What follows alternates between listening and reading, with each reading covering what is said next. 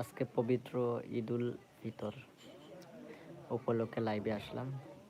তো আপনারা কেমন আছেন সবাই? আশা করি ভালো আছেন। তো অবশ্যই জানাবেন কে কোথায় থেকে দেখছেন লাইভটি, আর অবশ্যই লাইভটি শেয়ার করবেন।